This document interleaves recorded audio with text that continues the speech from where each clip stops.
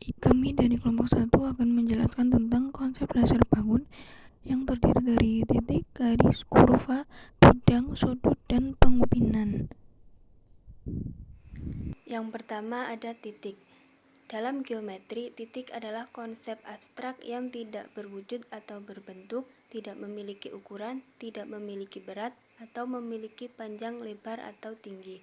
Titik adalah ide yang hanya ada dalam benak orang yang memikirkannya. Untuk menggambarkan titik diperlukan simbol atau model. Gambar sebuah titik biasanya diberi nama. Nama untuk sebuah titik umumnya menggunakan huruf kapital yang diletakkan di dekat titik. Yang selanjutnya ada garis. Garis adalah konsep yang tidak dapat dijelaskan dengan menggunakan kata-kata sederhana. Garis adalah ide yang bentuknya lurus, memanjang kedua arah, tidak terbatas atau tidak bertitik akhir, dan tidak tebal. Menggambar garis dapat dilakukan dengan membuat goresan alat tulis pada bidang tulis, kertas, atau papan tulis dengan bentuk yang lurus. Berikut ini adalah contoh model garis yang didapat dari hasil menggambar salah satu bagian sisi penggaris dengan memberi tanda anak panah pada kedua ujungnya yang menandakan bahwa garis tersebut memanjang kedua arah, tidak memiliki titik akhir. Menamai sebuah garis bisa dilakukan dengan dua cara. Pertama, dengan huruf kecil pada salah satu ujung garis. Kedua, dengan huruf besar yang diletakkan pada dua titik pada garis tersebut. Nah, materi selanjutnya adalah tentang bidang. Bidang adalah unsur lain dari geometri yang tidak dapat dijelaskan menggunakan kata-kata sederhana seperti halnya titik dan garis. Bidang dapat diartikan sebagai permukaan yang rata, meluas ke segala arah dengan tidak terbatas, dan tidak memiliki tebal. Bidang masuk ke dalam bangun dua dimensi karena bidang dibentuk oleh dua unsur, yaitu panjang dan lebar. Model bidang dapat digambarkan oleh bagian dari benda seperti pada permukaan kaca, permukaan daun pintu, lembaran kertas, atau dinding tembok kelas yang rata. Nah, materi selanjutnya itu tentang kurva. Kurva itu bisa disebut juga dengan garis lengkung. Nah, suatu kurva pada bidang itu dapat dipikirkan sebagai himpunan titik-titik yang dapat digambar tanpa mengalat pensil dan kertas. Ketika pensil yang digoreskan pada bidang tulis tidak diangkat, maka akan dihasilkan goresan yang kontinu. Dan gambar itulah yang dimaksud dengan kurva. Tetapi, ketika goresan pada bidang tulis itu diangkat dan kemudian dilanjutkan sehingga menjadi goresan tidak kontinu atau terputus, maka gambar yang diperoleh itu adalah bukan jenis-jenis kurva. Jadi kurva itu dibagikan menjadi 4 bagian ya. Yang pertama jenis kurva terbuka sederhana, yang kedua jenis kurva terbuka tidak sederhana, yang ketiga jenis kurva tertutup sederhana, dan yang terakhir ada jenis kurva tertutup tidak sederhana. Itu sudut. Sudut dapat diartikan sebagai bangun geometri yang dibentuk oleh dua sinar dengan titik pangkal yang berhimpit. Nah, besar sudut yang diperhatikan adalah besar sudut terkecil yang terbentuk. Nah, suatu sudut terbentuk dari perpotongan dua sinar garis yang berpotongan tepat di satu titik, sehingga titik potongnya disebut titik sudut. Nah, ini adalah perpotongan dua sinar garis yang tepat di satu titik yang berhimpit. Nah, ini yang dinamakan dengan titik sudut. Nah, selanjutnya ada macam-macam sudut. Di sini ada 6 macam sudut. Yang pertama yaitu sudut lancip. Sudut lancip adalah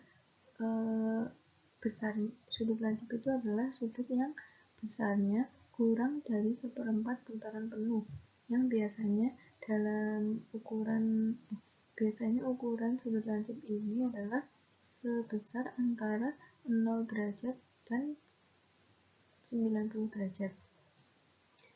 Yang kedua ini yaitu siku-siku. Sudut siku-siku. Nah, sudut siku-siku ini adalah sudut yang besarnya itu adalah 1/4 putaran penuh. Untuk ukuran sudut siku-siku sendiri itu adalah 90 derajat. Dan yang ketiga yaitu sudut tumpul. Nah, sudut tumpul adalah sudut yang besarnya itu lebih dari 1/4 putaran penuh dan juga kurang dari setengah putaran penuh. Jadi lebih dari 1/4 dan juga kurang dari setengah putaran ya. Nah, untuk ukuran sudut tumpul ini adalah antara 90 derajat dan 180 derajat. Nah, yang keempat yaitu sudut lurus. Sudut lurus ini adalah sudut yang besarnya setengah putaran penuh, yang ukuran sudutnya adalah 180 derajat. Lalu yang kelima adalah sudut refleks. Sudut refleks ini adalah sudut yang besarnya itu lebih dari setengah putaran penuh dan juga kurang dari 1 putaran penuh. Jadi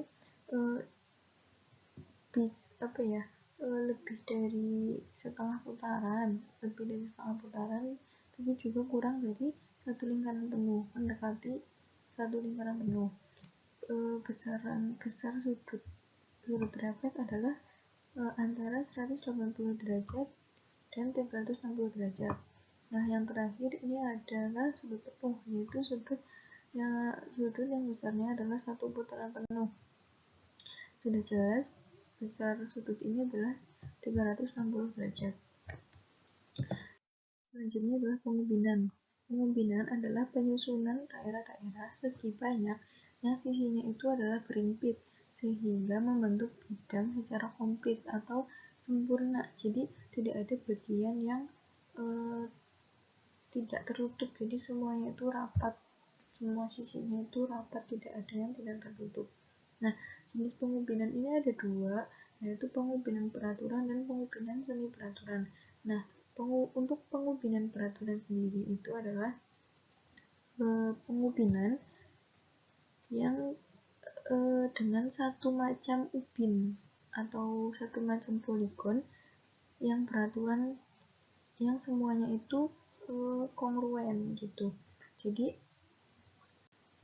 seperti contoh ini ya. Nah, ini pengubinan peraturan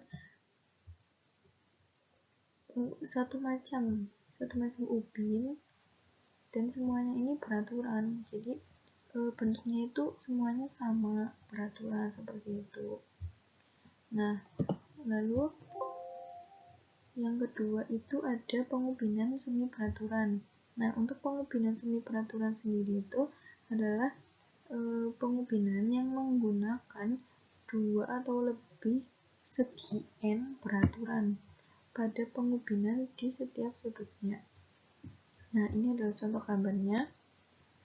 Tidak lebih bentuknya ini 2 atau lebih.